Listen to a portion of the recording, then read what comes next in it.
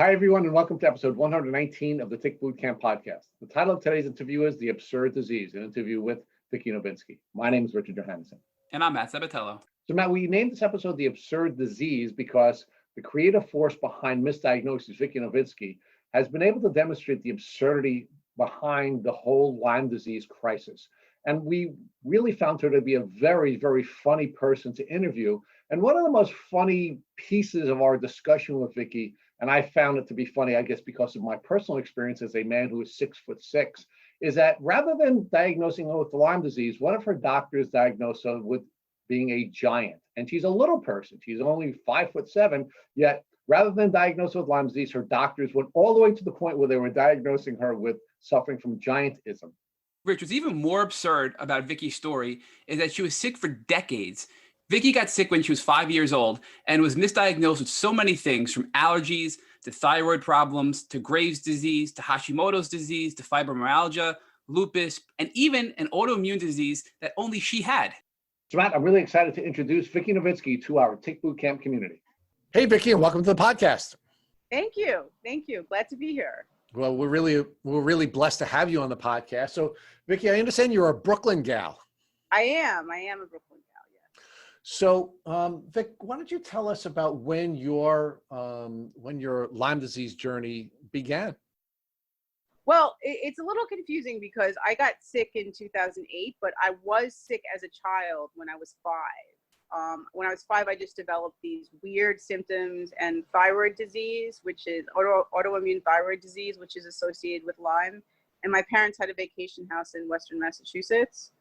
And then they took me to an alternative pediatrician because they couldn't get anywhere with the one they were seeing. And he ended up giving me antibiotics and thyroid medicine and allergy shots. I got better. So then in 2008, I got sick again. And I had a back injury. I had herniated discs and it was really painful. And they couldn't really figure out why I was so, like, the amount of pain was disproportionate to the amount of damage. And I was supposed to get back surgery and the surgeon decided they didn't want to do it. And then I started to feel these weird neurological things. Like I was very, very sensitive to vibrations. Like I would feel them going up my spine. So I couldn't ride the subway because it was too much shaking. Even when I got in an elevator, I would feel like, weird vibrations going through my body. I would feel like I had to sit in a car and I had to sit on a pillow behind my back and I had to be in the front seat. And that was the only way I could get anywhere. So Vic, let's walk back. I'm sorry, Vicki, let's walk back to your first possible time in your life when you were exhibiting the symptoms of tick disease. And so where were you living at the time that these symptoms began to present themselves? You're talking about I don't remember the childhood one so much. Are you talking about the later one? No, let's talk about your childhood. So where'd you grow up and what was your childhood like? I grew up in Queens. When I was very young, my parents had that vacation house in the Berkshires, which is a hotspot. So, but I don't really remember because I was so young. I don't really remember what I had. I mean, I knew I had thyroid disease. I knew I was going to this doctor. I suddenly developed allergies. But then a couple of years after I started seeing that doctor, I got better. So, but it's your sense you probably had a tick disease at that time. Now, looking back, you think Possible. You probably had a tick disease. It's possible. Yeah, I'm not sure, but I also visited a lot of Lyme hotspots before I got sick the second time. So it could have been I could have just gotten thyroid disease for some other reason, but I know that it's very associated with Lyme disease, and they did have a house in the Berkshires. So let's talk about what you knew about ticks and tick diseases during that stage in your life. So you're living in Queens. Your parents are taking you to various places, including what you now know to be places that are now Lyme hotspots. Did you know anything about ticks and do you know anything about Lyme disease? No one knew anything about Lyme disease. So there were no steps that you were taking to protect yourself from Lyme disease? Nope, nothing. Now, do you know if at any time during your childhood, you or your parents ever found a tick biting you? No, they did not. They didn't check either. So obviously if they don't check, if you don't look for it, you don't find it, but like they didn't, nobody checked. So you talked about what you were diagnosed with during the course of your childhood. How did those symptoms interfere with your capacity to be a normal child? Did you have any social limitations, any academic limitations, or did these symptoms impact your capacity to be a happy kid in any way? Well, at first when I started, I think with the thyroid disease,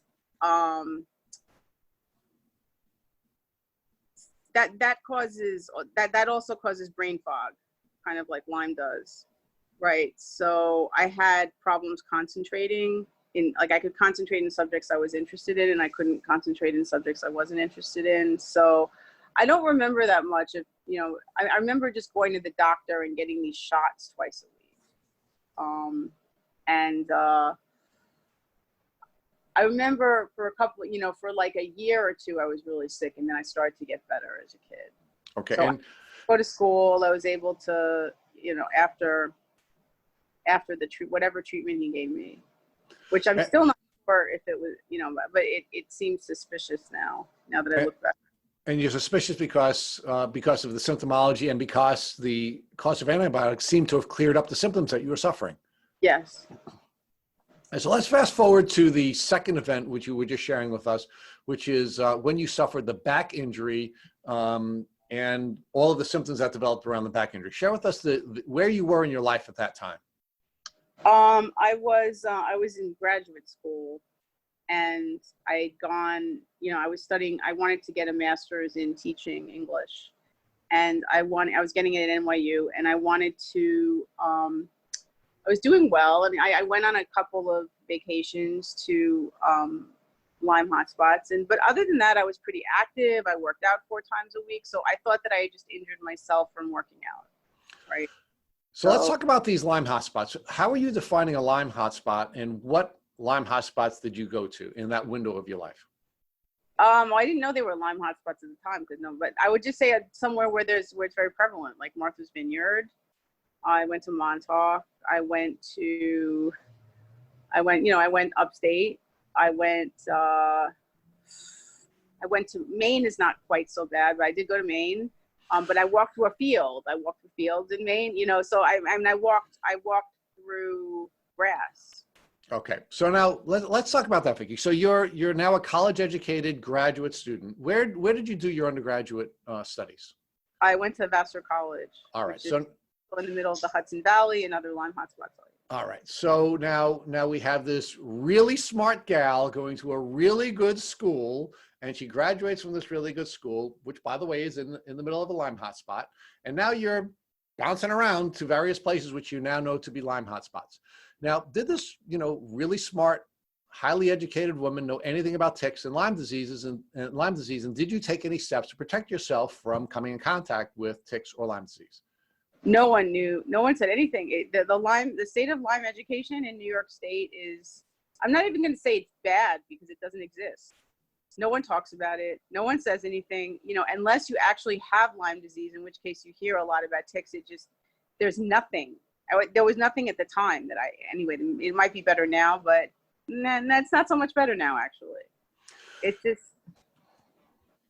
Now, Vicki, I think it's important for us to capture the essence of this. I mean, New York City area, anyway. To our international listeners, they probably don't know how good a school Vassar is, but it's one of the top schools in the country, and you've graduated from one of the top schools in the country, yet you know nothing about ticks and Lyme disease, despite living in New York State for almost the entirety of your life.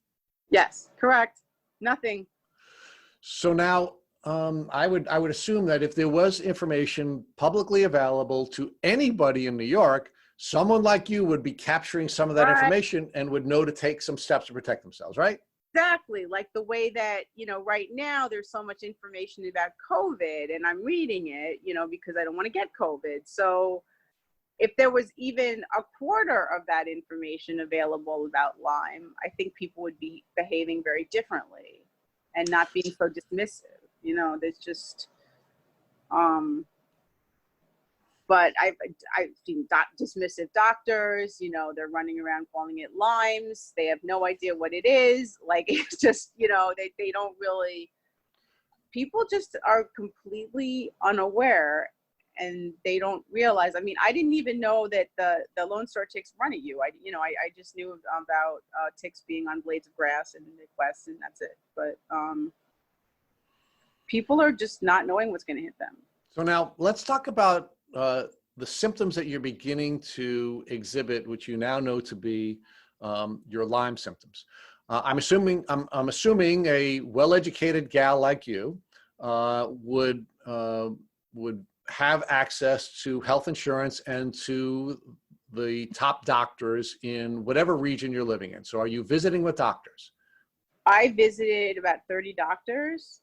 What happened is after the back pain started, the neurological stuff started, my arm went numb. I just started, getting a lot of peripheral neuropathy. Then what was crazy is my entire face turned red and I started to get hives. So that was when I started going. I thought I had rosacea. I didn't really know. And I ended up going to an allergic dermatologist, and I had patch testing, which takes 3 days. And they found all these chemicals that I had just mysteriously suddenly become allergic to. And then I had food allergy testing, and I was like suddenly allergic to like milk, avocados, all these different things. And then I was just hit with this incredible fatigue. And I remember it just hit me one day. I just couldn't move. And then I got diagnosed with reactivated Epstein-Barr. And I didn't remember having Epstein-Barr before, but I understand reactivation of Epstein-Barr is kind of common with Lyme patients, but I was just dead. It took really a long while for that to pass. But the same doctor that I went to that tested me for the Epstein-Barr also tested me for Lyme. And I had a CDC positive IgM test, but the IgG was negative, so she told me I didn't have it. All right, so let's focus on that for a minute. Okay. You're going to all these different doctors. You're showing what are, in many cases, very classic Lyme disease symptoms. You finally go to a doctor. I actually had a swollen knee. Like I went and I had knee arthritis, and I walked into that doctor and I had a positive Lyme test, and she ignored it. All right, but let's say with that. So you go to the doctor. What does she say to you about testing you for Lyme before you take the test? Nothing. She just said, I'll give you a Lyme, I'm going to put it in, I'll do a Lyme test also. And what was your reaction as a person who didn't know a whole lot about Lyme disease when the doctor suggested to you that she wanted to test you for Lyme? I just figured she was testing me for a lot of different things that I could have. So I was fine with it. I didn't know anything about Lyme. When she said I didn't have it, I believed her. And is that how the test results were ultimately provided to you? Did she just say to you, you don't have Lyme disease and that's it? Or did she say to you, here's the Lyme disease test you took, here are the results, this is what it means? How was that interaction between you and your doctor? This is what she actually said. She said, you have a few little positives on the Western blot, but I don't think it means anything. And then after she did the Western blot, she ran an ELISA backwards. And the ELISA, of course, was negative because it's worthless. So, so she just decided, okay, Lyme is not the problem. And she just decided, that it was fibro and myalgic encephalomyelitis. Okay, so let's talk about that diagnosis of fibromyalgia. What did you think when you received that diagnosis? I believed it. I mean, my mother has it, so it seems. I mean, I had, I had the all over body pain. It's the same. I had the all over body pain, the brain fog. That it said allergies. It basically it takes all the things that are Lyme and it sort of co-ops them as a, and I did have one doctor say fibromyalgia is not a real thing. It's a wastebasket diagnosis. And so I saw so many doctors. I mean, and a lot of them, they all either said fibromyalgia, autoimmune, or they gave me some weird ones too.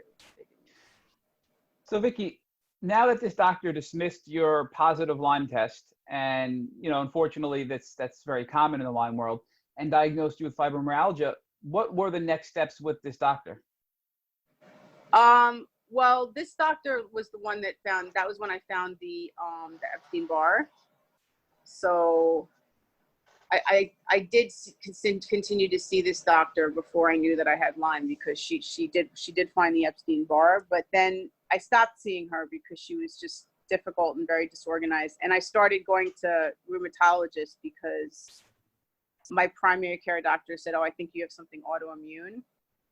So they tested me for Sjogren's, for lupus, for really just a whole bunch. And I went to endocrinologists because I thought my thyroid was acting up. And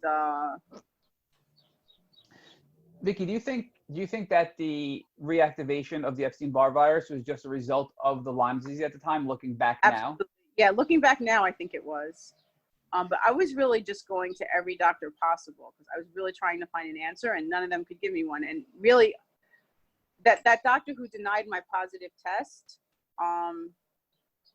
that was pretty awful what she did. But she was also the only person that even tested me for Lyme. So talk to us more about some of these other misdiagnoses you received. It seems like from your pre-interview questionnaire, you had quite a few misdiagnoses, some of them which were just really out there. I had, okay, so one of the weirdest ones was I had a high level of this hormone called IGF-1, right? And an endocrinologist said that. And what it does, that could mean you have a pituitary tumor that causes this disease called acromegaly. And acromegaly is your bones start to grow when you're an adult, right? And you basically turn into a giant, And so she decided that since I had this high level of this hormone, maybe I had a pituitary tumor, and that was what was causing all my pain, because I was in so much pain all the time that maybe she thought my bones were growing, but I wasn't any bigger. I was the same size. So it didn't make any sense. And then I had a brain MRI, and it was with contrast too. So that was I got pretty sick from that. And they didn't find the pituitary tumor. So it ended up being like something with my diet that I was eating that was causing, but it was just really weird that they were just reaching so far then, and they came up with these obscure diseases. Like acromegaly is pretty rare, and nobody suggested Lyme disease.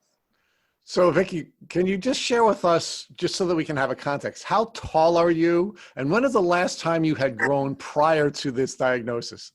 I'm 5'7", and I 5'7", or 5'7¾", depending on how frizzy my hair is, And I've been that height. I've stayed that height. I haven't gotten bigger. My hands are not, it starts in your wrist. My wrists are not growing. I mean, I don't know where.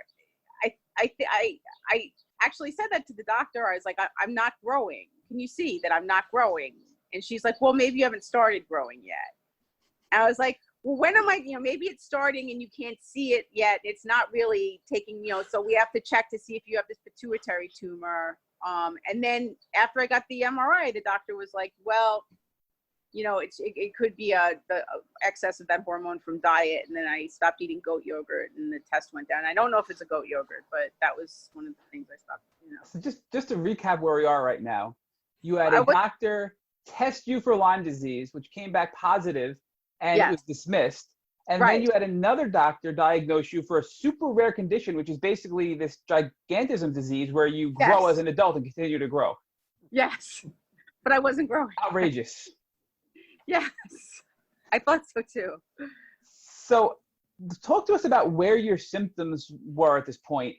And you mentioned you had full-on body pain. So describe first what this pain was like. Was it muscle pain? Was it joint pain? Was it nerve pain? And what other symptoms were you experiencing at this time?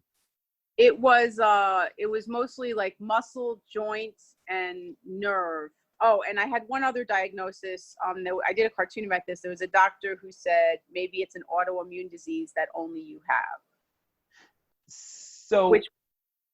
But anyway, just getting back to that. But anyway, so I was going to answer your question about symptoms. Vicki, real quick, I just want to jump in before you go on to your symptoms here. So as a side note, Rich and I are just huge, huge fans of yours, and we highly encourage everybody listening to go check you out you're on Facebook, I believe, and Instagram at Misdiagnosis. Is that your correct handle? Mm-hmm. Misdiagnosis. because Misdiagnoses with an E, right? yeah, there are a lot of there were a lot of, it's misdiagnoses plural, because misdiagnosis is someone else.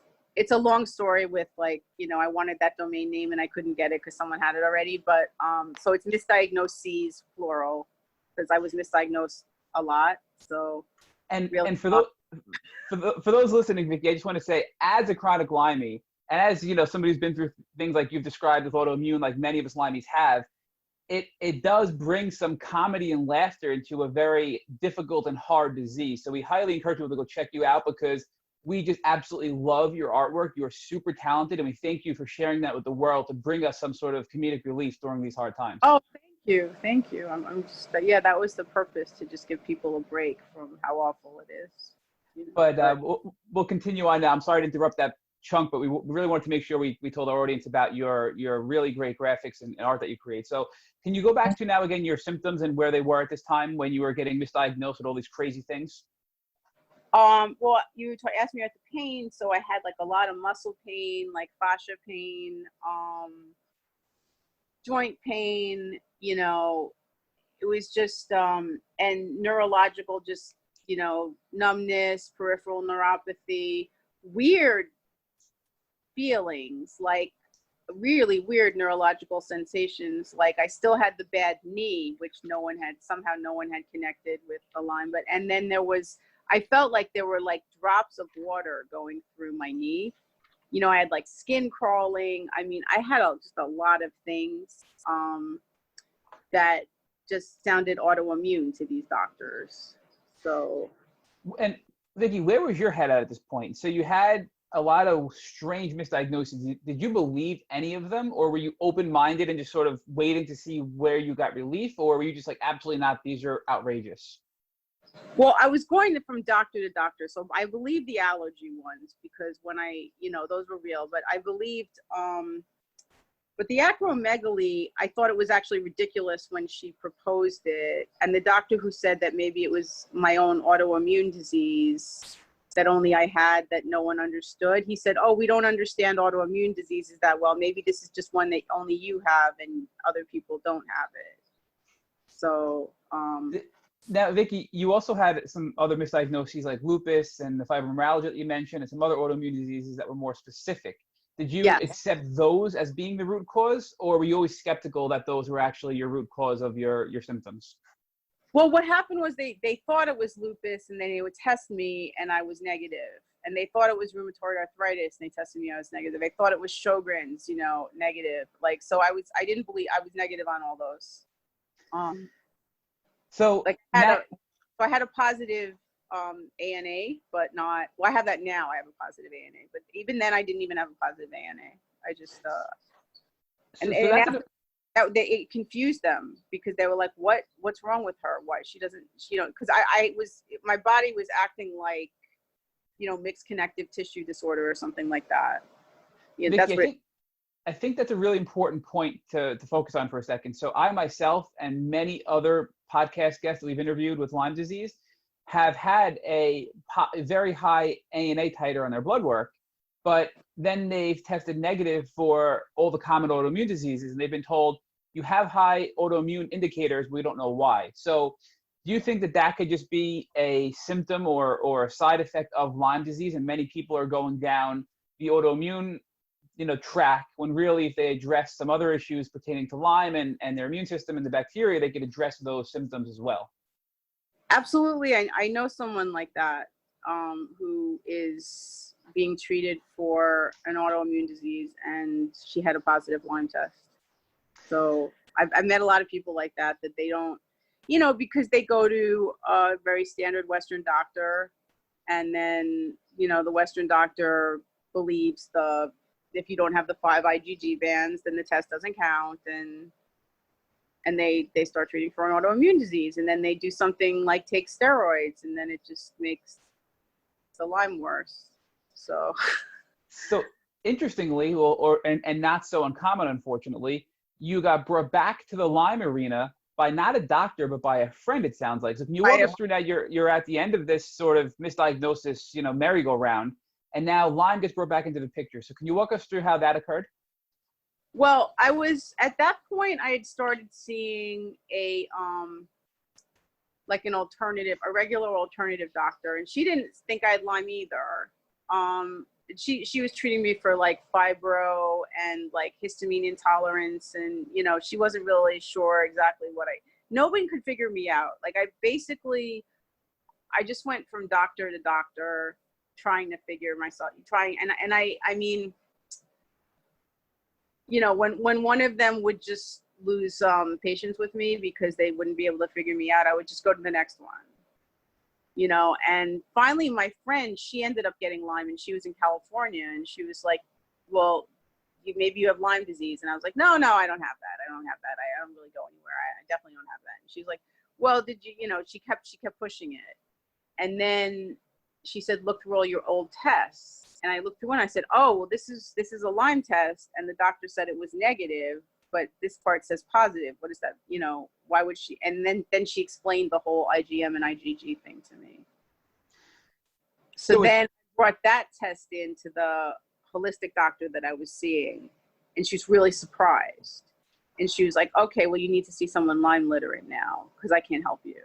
This just seems so unbelievable that you've seen so many doctors, so many specialists. You were misdiagnosed with gigantism, and yet you had a positive Lyme diagnosis all along, and it took your friend to push you to look into this, to go back and pull out your old blood work, and then you brought it to your Lyme literate doctor or your doctor to say, this is what I believe I have, and then, oh, no, you got to go to a specialist. I mean, it just seems so outrageous, the story that your journey. It was 6 years. It was really, I mean, if they had started treating me the first year, I think I would have gotten, I would have had much more progress. But it just this 6 years of mystery patient. Like I had friends saying like, you need Dr. House, or I was like that mystery patient that no one understands, and I was just thinking like, there's got to be someone who knows what it is. So Vicki, now that you finally know you have Lyme disease because of the help of your friend and a test that was done a long time ago that your fibro doctor failed to recognize as a positive Lyme test, what were your next steps? I was mad. I was really mad because I had wasted 6 years, and I just started antibiotics. And I started, reading about Lyme. I started following Lyme social media accounts. I started, sort of getting involved. Like I started reading blogs, and then I decided to start a blog because I wanted to write about my experiences, because I had read other people's blogs writing about their experiences. And, but I decided I was going to make illustrated essays. So, but treatment wise, I mean, I just, basically I was doing antibiotics, and he started me on a whole bunch of supplements. And I also changed I think this was important, because if you have thyroid disease, to natural desiccated thyroid works a lot better than Synthroid. Like Synthroid is basically, it doesn't, you have the T3 hormone, and Synthroid does nothing for that. It assumes that your body can convert T4, which is one hormone, into T3, and a lot of people can't. So I switched to this natural desiccated thyroid, and that helped also. So if you have Lyme and thyroid disease, I have Hashimoto's disease, which is the autoimmune disease. So, so basically like antibiotics, a lot of supplements, changing my diet, changing my thyroid meds, acupuncture. I just sort of embarked on this program of. Vicki, what diet changes specifically did this Lyme literate doctor ask you to implement? Well, he didn't really ask me. He wanted me to do,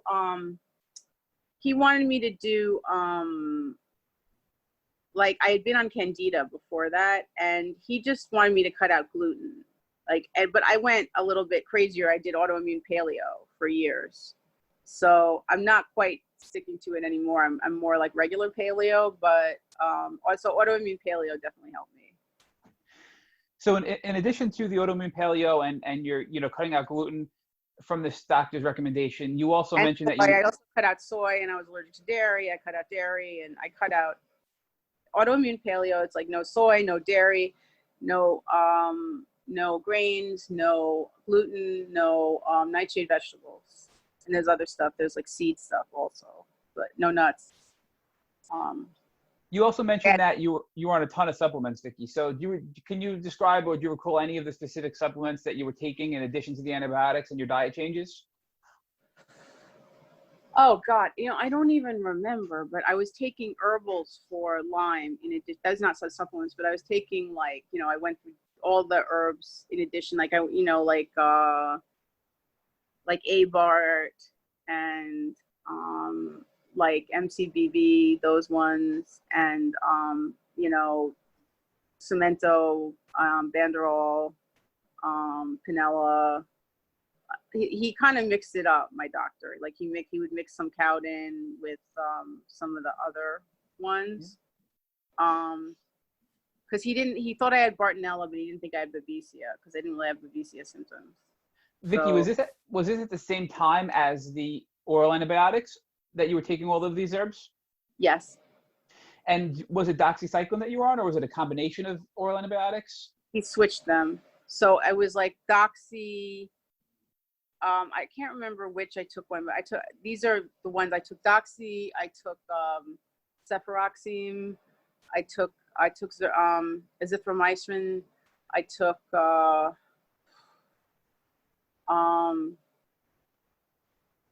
having brain fog moment. No, But it's I fine. took rifampin for a while. I did not do well on that, so I stopped that.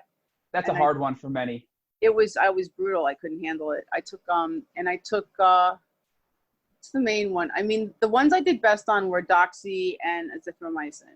I seemed like I just, except the Doxy eventually gave me stomach ulcers. So But before we get into that, Vicki, what was it like? So you started immediately with this oral antibiotic regimen with your supplements and your diet changes, and then you would change up your oral antibiotics. What was that like for you when you first started the treatment protocol? Did you get better quickly? Did you feel worse before you got better? Did it take a while to feel anything? Walk us through that transition into your treatment protocol. what was interesting is the Doxy. The minute I started with Doxy, I felt better. And then I mostly felt better on the antibiotics. And the only thing that really, really made me have a herx was rifampin. And it was like the worst thing ever. Like it was awful. I couldn't take it. But most of the other ones, I didn't herx as much as other people did. Like I mostly felt better. It was interesting. And you gradually improved over the 3-year window up until the ulcer? Yeah, but I didn't improve to the point that I was cured. I improved to the point. But the thing is, I had been like almost bedbound. I would walk around the block and that was enough, for a couple of days. I was completely just, like I was so sensitive to these vibrations that when I got in the car, I told you I had to have the cushion, so I couldn't really go anywhere. So I was completely, I couldn't go anywhere. I couldn't do anything. I was just bedbound mostly. I mean, I only went out for doctor's appointments. Like I didn't, So you were bedbound and you were really, really, really sick. So walk us through the improvements you were making with your symptoms now that you were on the antibiotics for the first 3 years that you were on the antibiotics. Like give us an idea of what you started to do that you couldn't do before. Well, I was still only mostly going to doctor's appointments, but I was able to take the subway to go to the doctor's appointments. And I was able to walk around eventually. And then I went to an alternative physical therapy place, and they had me doing, so I was able to do physical therapy. So I was able to incorporate some exercise, very moderate exercise that was tailored to me and my injuries. Because in addition to the back, I have like an arm injury. I have like repetitive strain injuries. So they tailored everything to me. And then I eventually graduated from the physical therapy to Pilates, but it's done by a physical therapist. So it's, it's like specialty Pilates for injured people. But, so I was able to get some mobility back. I was able to walk around. I was able to go places. I could socialize a little bit, but I wasn't who I was before, And your pain was getting a little bit better. So your pain levels dropped a bit, or was your pain still at the same high level it was earlier? They dropped a lot because I didn't, when I had the most pain, I didn't have any mobility at all. So I still had pain, and I still just would injure from doing absolutely nothing, like a ridiculous thing. Like my knee would just twist, and it would be like weeks. And So, but it was still slowly improving, and I was just, I never thought I'd say this, but the first time that I got on the subway, like I was able to go back on the subway. No one's happy to go on the subway, but I was really happy. I was like, oh, here I am. I'm getting, I'm going somewhere on my own. I don't need this car with a pillow. There's rats. I don't care. It's dirty. I don't care. Like, I'm going somewhere on my own again, and I'm independent, and I can, move around, and, But that's a sign of independence and it's progress. So I think that for Yeah. you, it was a major step forward in your healing journey because you were able to take an independent step to be on the subway by yourself, and to know that it wasn't affecting you the way it was a real sign for you that you were advancing your health at that point, right? Yeah. Just getting that, just being able to just do just to be able to go somewhere, to have, if I had a doctor's appointment or I had a PT or something, I could just show up there. I didn't have to, I didn't require special transportation. So Vicki, talk to us about the ulcer. So now you're 3 years in from your diagnosis. You're on a combination of oral antibiotics, herbs, supplements, and these diet changes that have helped you gain a lot back. You weren't the person you were before, but you've made a lot of progress.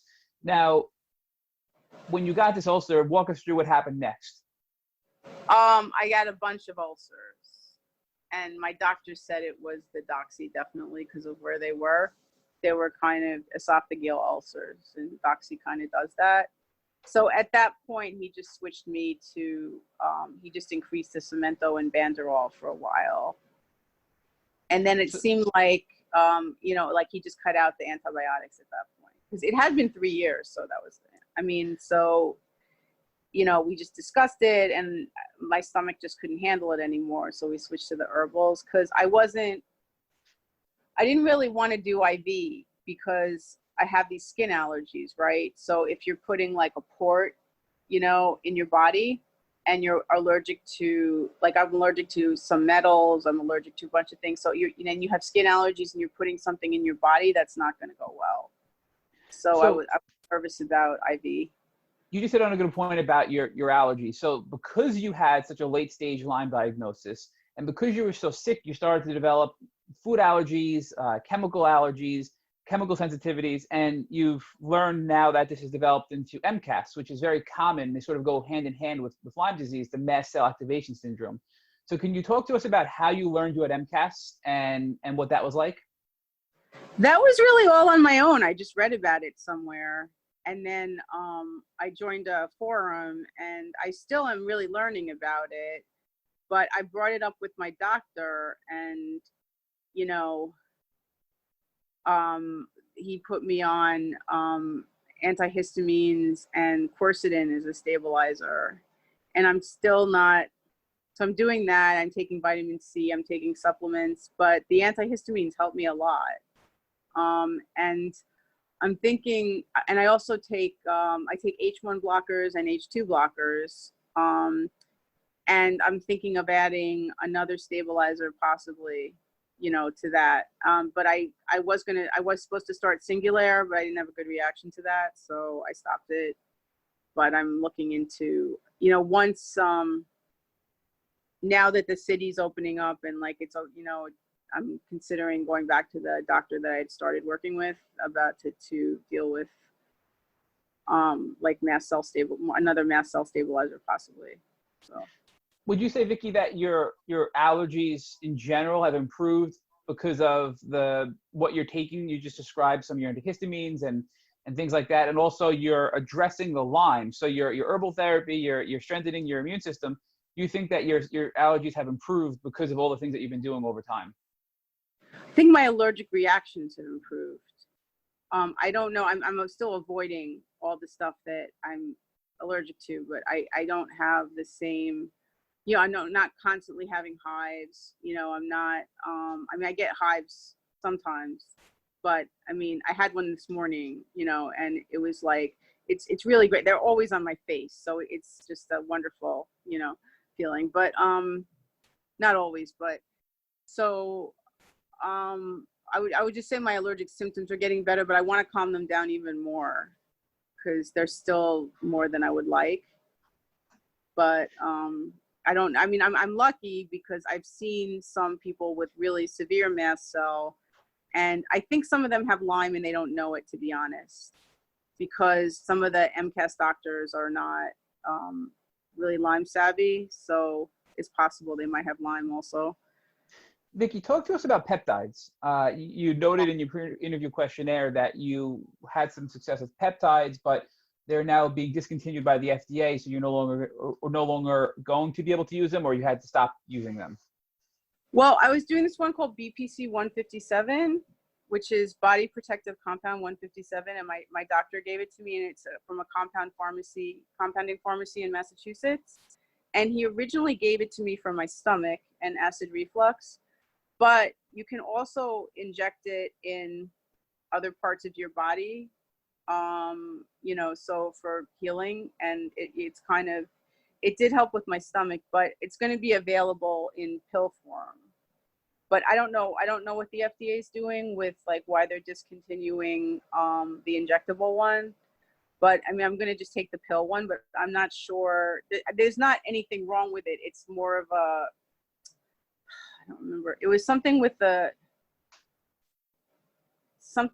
how, I don't remember. They didn't really explain it to me well, but it wasn't like a quality control issue or. Right. Well, we do know that the, sometimes the FDA and the CDC will not always make the best decisions when it comes to treatment options just because of not knowing enough about those things. So we totally understand that.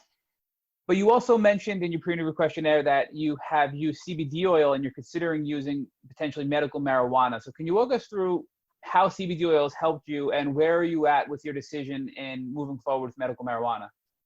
CBD, I use those Charlotte's Web. It's pretty good. It's helped me. It's helped to sleep. It's helped with pain. Because I have skin allergies, I can't use creams. So I just rub the oil on, like, because I actually, drawing is painful for my arm because of my tendonitis. So before I would draw, I would rub CBD oil on my arms. So I like CBD oil. Medical marijuana, I'm a little nervous. Like, I'm just going to see, I got a card. I'm going to see if I have a negative reaction to it or not. But I got my card and it came right before the lockdown. So I didn't really get a chance to go to the dispensary and figure out which was what I needed. So talk to us about low-dose naltrexone. I know it's another thing that you were considering using to help with your pain and inflammation. So have you tried it, or is that something you're just still considering trying in the near future?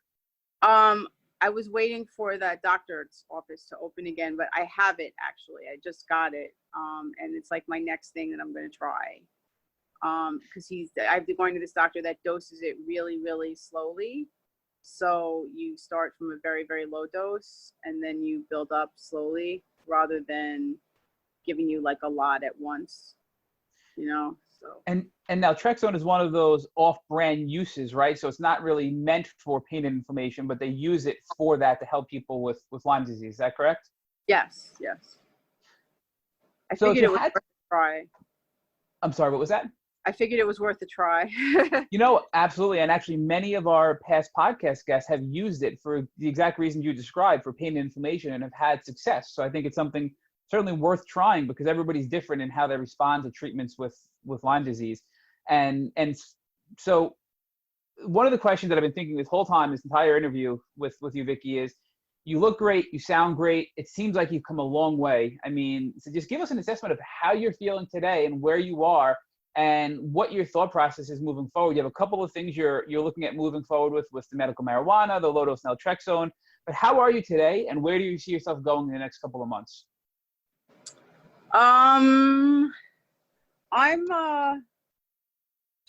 That's a good question. I mean, I just do what's right in front of me, so it's like, okay, the next thing is the LDN. Okay, see if that works. Okay, the next thing, and I like to do, because if I do too many things at once, I get overwhelmed. So, I just like to do one thing at a time, rather than try a whole bunch of things at once. So, like I know I have to investigate mold, you know, because I think my previous apartment may have had mold, but I haven't really even gone there yet, you know. So it's just I'm a lot slower than other people, because a lot of people just like they go just full on into something, but I just get overwhelmed very easily. So Vic, I'm now going to ask you about how your Lyme journey has been positive. What has been positive in the changes that have occurred in you as a consequence of being on a Lyme disease journey? I think being able to blog and make cartoons was really the main positive, because I always drew things, but I didn't have a topic that I felt passionately about, you know, that would motivate me to draw. So, and would motivate me to write. And for some reason, I ended up writing humorously about it, even though, you know, it's not funny, right? But like, but there's there's an element of absurdity in everything, and it's certainly in Lyme. So I just, I was inspired a lot by Lyme movies. When David Skidmore stuff, like he's amazing. So I mean, I can't draw like that, but you know, I just so that's when, you know, I just the whole misdiagnoses thing was like a positive. It was a way for me to cope with all the misery of having it. And then I thought, well, if I can give someone else a break from thinking about how awful this is all the time, and then also raise awareness. Like my best moment was someone was in a blog and they were trying to explain brain fog to someone, and they just put a link to one of my cartoon posts, you know, kind of like this will explain brain fog to you, right? So you know, it was good because I felt like I was, you know, educating and I was making people laugh, and that's what I wanted to do. Like I wanted to, so that was good. And I think I just became much more aware of disability rights and ableism. And I think being sick makes you a more empathic person. I think I was an empathic person before, but I think now I'm more empathic than I was even. So let's talk about your blog and your social media. And as Matt has already shared with our listeners, we are both fanboys of yours. I mean, we because we, you know, we are regularly both doing interviews and posting about this very painful disease. And we find so much absurdity in the failures on the diagnostic level, the failures on the treatment level, the failures on the educational level, and just so many different places. But we find you capturing the essence of that in a very funny way, and you're the only one that seems to be doing that, at least in our world. You know, we're often belly laughing about one of your panels or another, because they're so well done. And we also, you know, we also enjoy the different topics. And I actually want to talk to you about what has inspired you on some of the topics that you've created. So for example, one of my favorite, and I think this may be a New York thing, is shit Limeys don't say. What inspired you to create a series of panels on the topic of shit Limeys don't say? Oh, well, I had, you know, that's just a popular thing, like shit this people say, shit people, this people say. I think there is even a shit Limeys say, you know, but I was thinking like, well, what do we not say? You know what I mean? Like, so I was, you know, like the one where the person's saying like, I don't have enough supplements and they're buried in supplements. Like, you know, no Limey says they don't, you know, oh, I need more supplements. I don't have enough, you know, I haven't spent enough money on supplements, you know, give me some more, you know, so no one says that. Right. And then, what was the other one? You had the Limey taking off her shoes and running in the grass. Oh yeah. Like, so I think, I mean, there are some people who, you know, no one says, yay, let me just run in the grass and be free, you know, no repellent, no tick check, nothing, just, you know, I'm just going to take off my shoes and run in the grass, you know, but yeah, so that would be another thing that I think, you know, I mean, my Limeys might still do that, but they would wear repellent and they would, you know, protect themselves. Well, another one of your topic areas that caused us to have belly laughs on a regular occasion is the difficult relatives for spoonies. You know, we hear so much about, you know, these really awkward things that family members say to people who are suffering from chronic illness generally and suffering from Lyme disease. And you've come up with a whole bunch of really hilarious panels about these really awkward relatives saying things. So can you share what inspired you to come up with that topic area and some of the specific panels you created for that? Well, I had I have a, you know, kind of a dysfunctional family, and I have this aunt. She died, but she was the source of a lot of material. So she was really just, she didn't say all the stuff that was in there, but she would have, you know what I mean? So it was just like, I kind of like paraphrased and, you know, made up other things that she might have said, but like, so I just one, you know, aunt, and I just, you know, families, they're kind of, some people have really great supportive families. Like I've seen people and they'll have like their family will organize page, you know, a page for them. Like, let's support our sister. But a lot of families just, and not just the Lyme community, like the ME community also, because I seem to have connected with people there too, you know, where their relatives are just completely dismissive and they don't listen and they don't care. And they just, you know, and they just come at you like with like, advice, right? I mean, yeah. Why haven't you tried yoga yet? Yeah, or just, you know, like my mother still hasn't really figured it out, and she was like, I heard about that thing you have on TV, and I was like, the thing, and I'm like, what thing? And then finally, I'm like, Lyme disease, and she's like, yes, that thing. It's like, oh my god. You know, she's elderly, so I, you know, but she doesn't, you know, but it's just, and I've heard other people that they have relatives like that too. Like they try to go to something and people make them, like people like to make you eat things that you can't eat. And then they like to tell you that why you should eat the thing that you can't eat, you know, that someone made it, someone spent a lot of time on it. They kind of guilt trip you about eating the thing that you can't eat.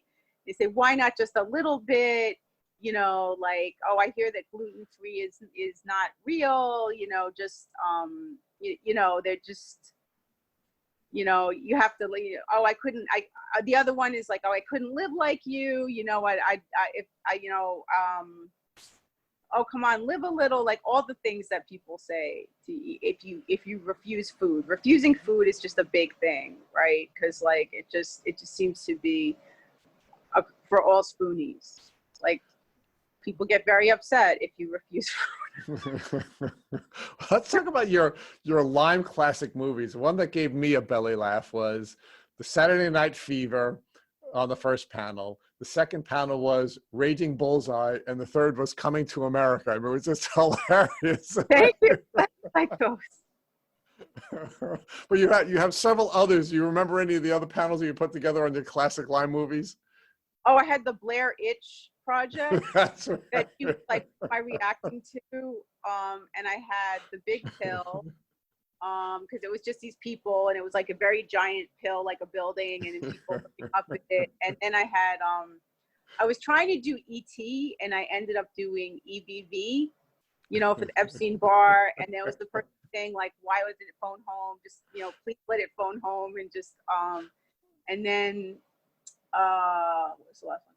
Oh, a spoon with a view instead of a room with a view.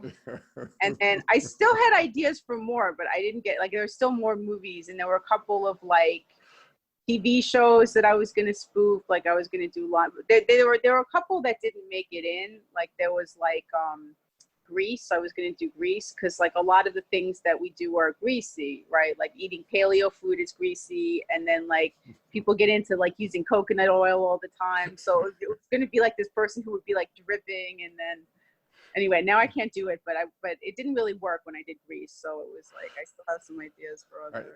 So there are a lot of other very funny topics, but another one that we particularly enjoy is your 50 Shades of Brain Fog. So you can share with us what inspired that.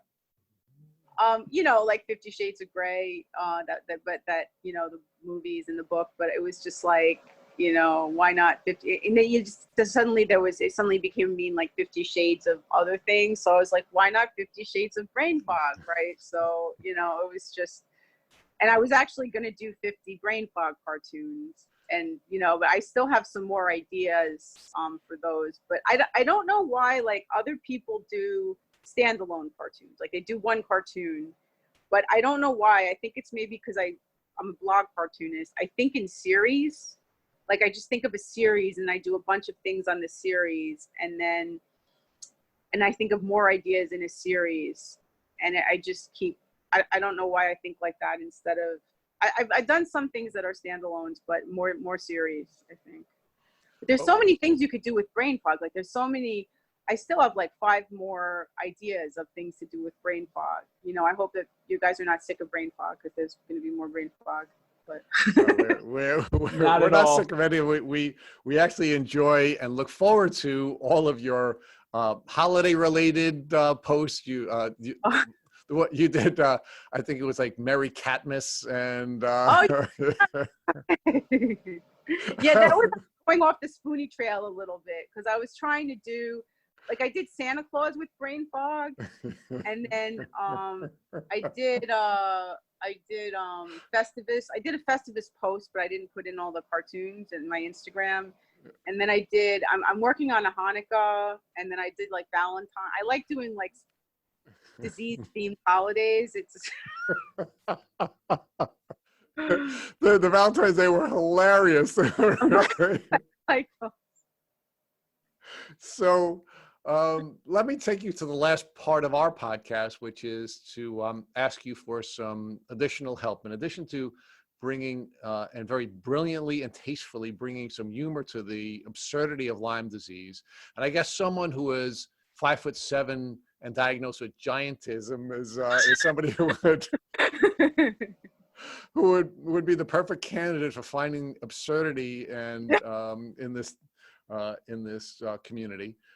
Can you share with us what you would do if tomorrow somebody that you cared about walked in and said, hey, I have a tick biting me on my leg? What would you do to prevent them from having to go through all the challenges that you've had to go through as a person who has been suffering from Lyme disease?